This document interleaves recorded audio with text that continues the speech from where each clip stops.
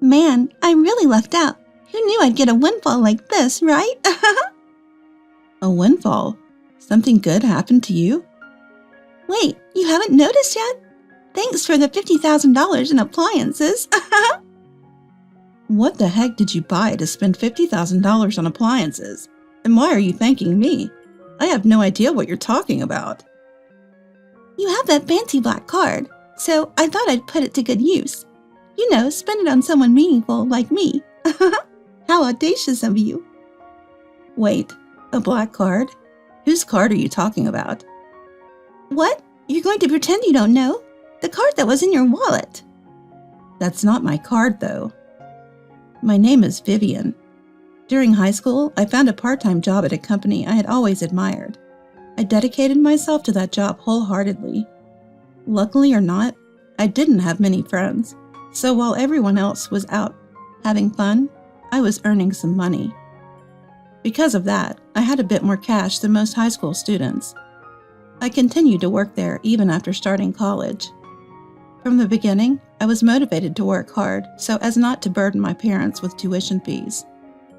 Though my savings dwindled over time, the sense of accomplishment I felt was exhilarating. Then, as I started to think about full-time employment, an opportunity presented itself. Vivienne, you're always so reliable. How about working for us full-time? I was thrilled to get an offer directly from the CEO, and I accepted it without a second thought.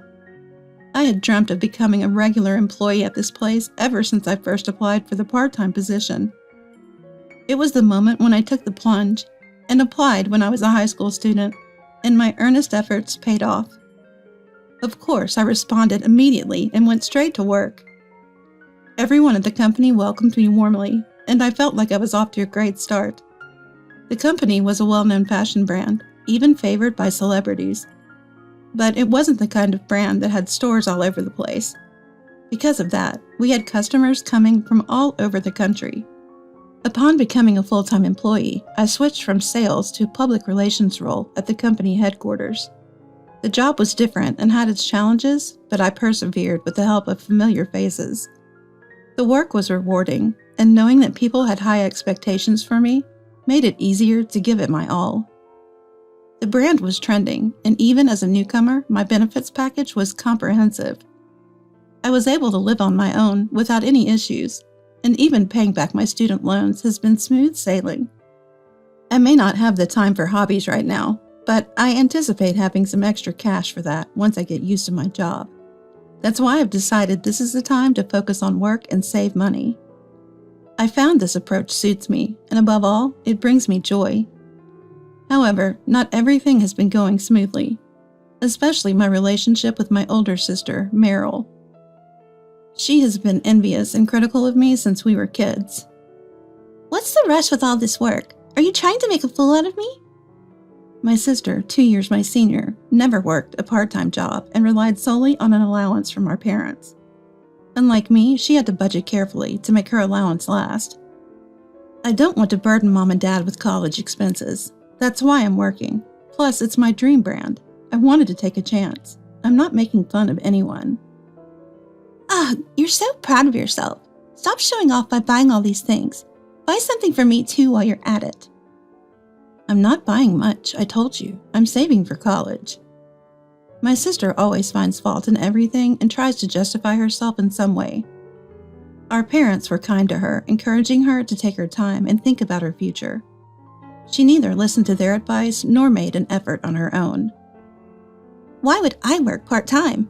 I'll use Mom and Dad for whatever I can. That's a child's privilege, right? Parents are there to be used. My sister never put in any effort, but would get jealous when I tried to do something. Both our parents and I were appalled by her mindset. Then tragedy struck. Our parents passed away in an unexpected accident. This happened just as I was about to graduate from college. While I was consumed with grief, along with our grandparents, my sister seemed merely irritable. What's going to happen to my life now? Even in such times, my sister only thought about herself. After graduating high school, she had decided to work part-time. She had no plans for full-time employment and was essentially freeloading at our parents' house. Now it seemed she would have to work. I guess I have to get a job now. That ruins my life plans. With no time to grieve our parents, we began to sort out their belongings. They had some savings, which I decided to give to my noisy sister to keep her quiet. We ended our rental contract on our family home, and I took our sentimental belongings. Like I care about that junk. You're going to throw it out anyway, aren't you? Those items are filled with memories of Mom and Dad. Hungry stomachs aren't filled with memories. Her words left me speechless. I decided to distance myself from her after giving her all the money. However, recently, she began contacting me again. Why don't we hang out as sisters? We've never really done that, have we? There's no need. I'm busy with work. You're so cold-hearted. I'm trying to be a good sister here. I don't need you to be a good sister. We're both adults now, and we should act like it. Ugh, you're so was the gist of our exchanges. I couldn't understand why she was so fixated on me. I wondered if she felt lonely after our parents passed. But she soon proved me wrong. Open the door now. I know you're off today. Eventually, she showed up at my door uninvited. Hey, what are you doing here? Just because I'm off doesn't mean you can just show up. I cleared my schedule for this, so you better appreciate it. My sister walked into the living room with an audacious and arrogant demeanor, plunking herself down and refusing to move. What's with the big bag? Going on a trip? I'm staying here for 2 nights starting today. Make sure you prepare the meals, okay?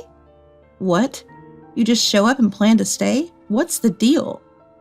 I just told you. Let's spend some quality sister time together. What's not to like? I'm trying to bond with you here. She then immediately urged me to prepare lunch and started laughing loudly while watching TV. No matter how much I told her to leave, she wouldn't, so I had no choice but to put up with her. She complained no matter what I cooked. Can't you serve me something more spectacular? A sandwich for someone as magnificent as me? If you have complaints, you don't have to eat. Reluctantly, my sister picked at the food, mumbling under her breath. Why is she even doing this? This was a miserable time for me. On the second night, I noticed she seemed happier than usual before going to bed. What's up? You've been grinning. It's kind of creepy. You'll see. You'll thank me later. What are you planning? This is scary. The next morning, still in high spirits, she left my house. Then the day after, she called me. You got a promotion and started making more money, so you have a black card now, right? Thanks to you, I could use some sister privileges. What? What black card are you talking about? Turns out I got some unexpected income. Lucky me. What are you talking about? Didn't you notice? Thanks for the $50,000 in electronics. What? How do you even spend that much on electronics? I have no idea what you're talking about. Because you have a black card, I thought I'd use it. Who better to use it than your wonderful sister? Whose card are you talking about? Don't pretend you don't know. I took it from your wallet. That's not my card. What are you talking about? It was in your wallet, so it's yours. It's not mine. Did you touch a black high-end brand wallet? My sister told me she had rummaged through my stuff while I was showering and took a black card from a high-end wallet. But that's not my card or my wallet. Turns out, I was holding on to some items for the CEO from a client meeting the day before. We both forgot to exchange belongings and decided to do it the next time we saw each other. Sis, that's the CEO's card. You seriously spent $50,000? So, stop lying. Do you think I could even have a black card? What are you gonna do? You've stolen it and deceived the credit card company too. Huh? You're the one who deceived me. I never claimed it was mine. You're the one who lied and used it. Do you even know the repercussions? My sister finally seemed to understand the gravity of the situation and started panicking. Make it look like you spent it. This is your fault for belittling me. I never belittled you. You created this mess. You always play by your rules and hardly work. Shut up. This is your fault. All the $50,000 worth of electronics are mine, and I'm not sharing. That's not even the point here. You're just jealous, aren't you? Never knew spending $50,000 could be this thrilling. Just handle it with the CEO, will you? With no resolution in sight, I had to explain everything to the CEO. I was ready for the worst, getting fired or demoted. But the CEO's reaction was unexpected. After listening to the story, the CEO seemed a little surprised at first, but remained calm. I'll handle it directly with your sister. Can you just stand back for a bit? In my own home, it was my family who stirred the pot, so getting fired wouldn't be surprising. But my boss, the CEO, had this mischievous smile as if he had something up his sleeve.